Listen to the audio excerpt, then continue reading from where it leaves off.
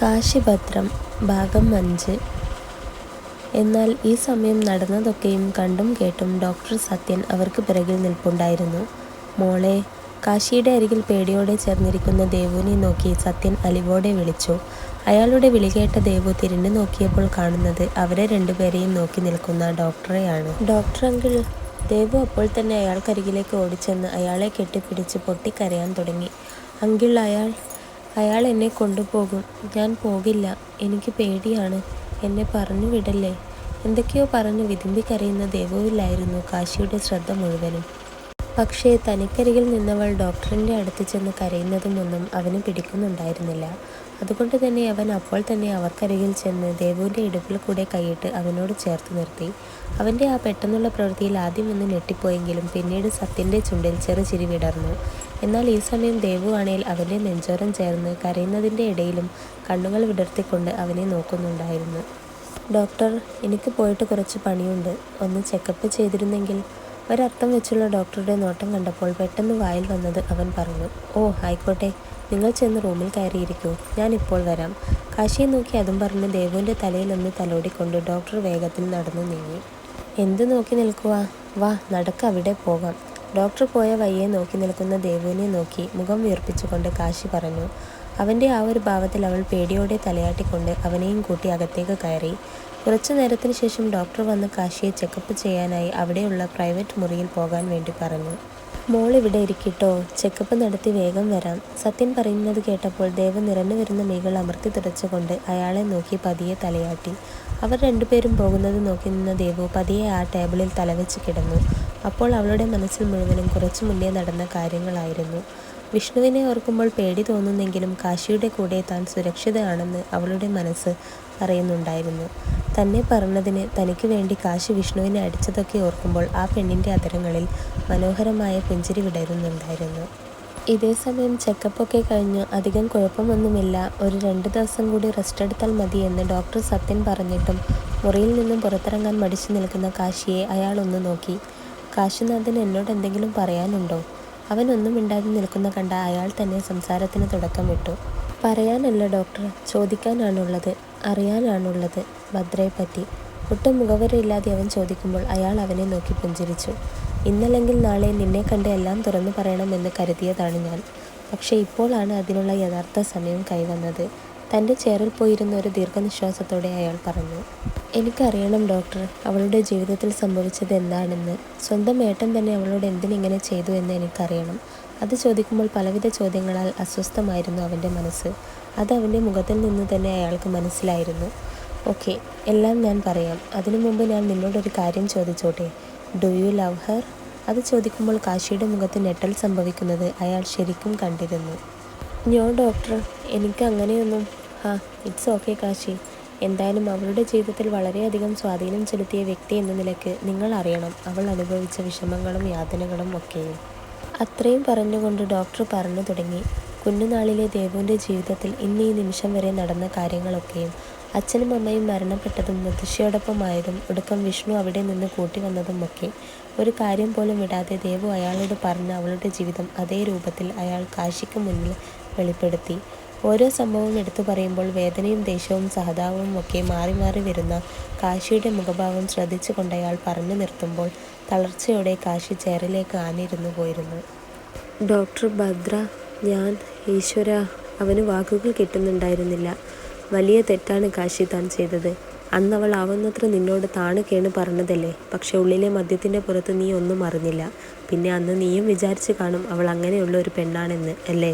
മൂർച്ചയേറിയ ഡോക്ടറുടെ വാക്കുകൾ കാശിയുടെ ഹൃദയത്തെ പോലും മുറിവേൽപ്പിക്കുന്നുണ്ടായിരുന്നു. അന്നത്തെ ദിവസം ചീത്ത പെണ്ണാണെന്ന് കരുതി ദേവുവിനോട് പറഞ്ഞതൊക്കെ ഓർത്തപ്പോൾ അവന് സ്വയം വെറുപ്പ് തോന്നിപ്പോയി. ആ ഓർമ്മയിൽ അവൻ തലമുടിയിൽ വിരൽ കോർത്ത് പിടിച്ചുകൊണ്ടിരുന്നു.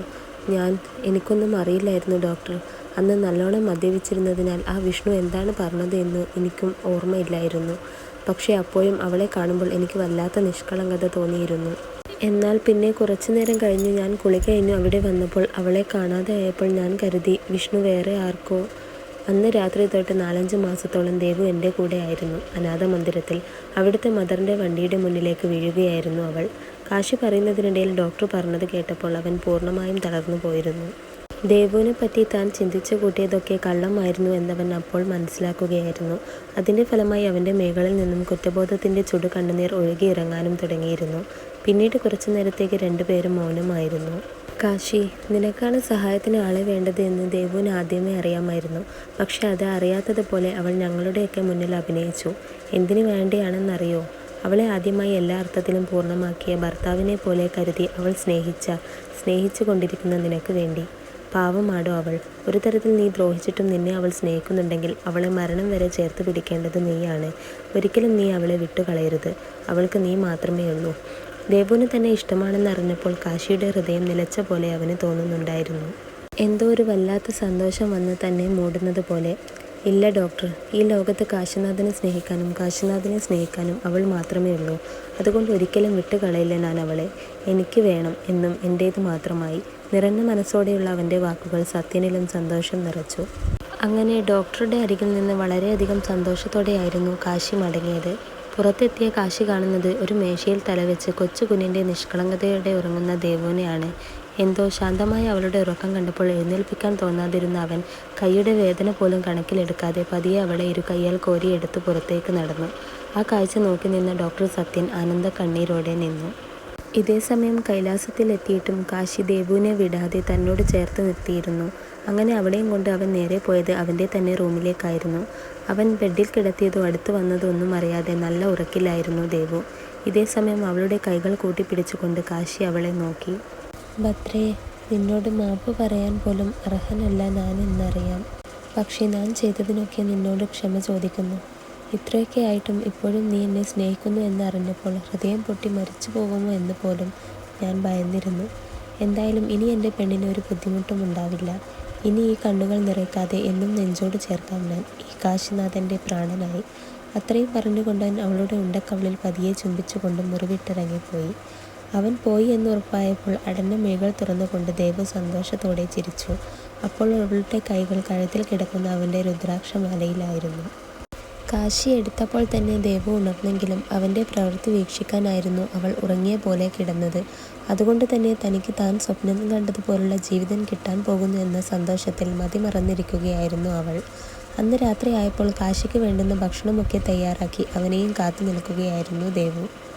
വൈകുന്നേരം വന്നപ്പോൾ തൊട്ട് ഓഫീസ് റൂമിൽ കയറിയിരിക്കുകയായിരുന്ന അവനെ ഒരു നോക്ക് കാണാൻ പോലും അവൾക്ക് കഴിഞ്ഞിരുന്നില്ല. അതിൻ്റെ പരിഭവവും പെണ്ണിനുണ്ടായിരുന്നു. കുറച്ചു നേരം കഴിഞ്ഞതും കാശി റൂം തുറന്ന് ഹാളിലേക്ക് വന്നു. അപ്പോൾ തനിക്കായുള്ള ഭക്ഷണമൊക്കെ ഒരുക്കി കാത്തിരിക്കുന്നവളെ കണ്ടപ്പോൾ അവൻ്റെ ഉള്ളം കുറ്റബോധത്താലും സ്നേഹത്താലും വീർപ്പുമുട്ടുന്നുണ്ടായിരുന്നു. നീ ഒന്നും കഴിച്ചില്ലല്ലോ, ഒരുമിച്ച് കഴിക്കാം, ഇരിക്കൂ. ദേവുവിനെ നോക്കി അവൻ പറഞ്ഞപ്പോൾ അവൾ അതിശയത്തോടെ അവനെ നോക്കി. പിന്നെ ഒന്ന് തലയാട്ടിക്കൊണ്ടിരുന്നു. ഭക്ഷണം കഴിച്ച് കഴിയും വരെയും ഇരുവരും ഒന്നും മിണ്ടിയിരുന്നില്ല. പക്ഷേ ദേവു തന്നോട് എന്തെങ്കിലും മിണ്ടണമെന്ന് കാശിയും കാശി തന്നോട് എന്തെങ്കിലും മിണ്ടണമെന്ന് ദേവുവും അതിയായി ആഗ്രഹിച്ചിരുന്നു. അങ്ങനെ ഭക്ഷണമൊക്കെ കഴിച്ച ശേഷം പാത്രം കഴുകുകയായിരുന്ന ദേവുവിൻ്റെ അരികിൽ കാശി ചെന്നു. ഭദ്രേ, അവൻ്റെ വിളി കേട്ട് തിരിഞ്ഞു നോക്കി അവൾ കാണുന്നത് വാതിൽപ്പടിയിൽ തന്നെയും നോക്കി നിൽക്കുന്ന കാശിയെയാണ്. അവൻ്റെ നോട്ടം തന്നിലാണെന്ന് കണ്ടപ്പോൾ അവൾക്കാകെ വെപ്രാളമായിരുന്നു. എന്താ കാശിയേട്ടാ? അത് നിന്റെ പണിയൊക്കെ കഴിഞ്ഞാൽ ഒന്ന് ബാൽക്കണിയിൽ വരണം, എനിക്ക് കുറച്ച് സംസാരിക്കാനുണ്ട്.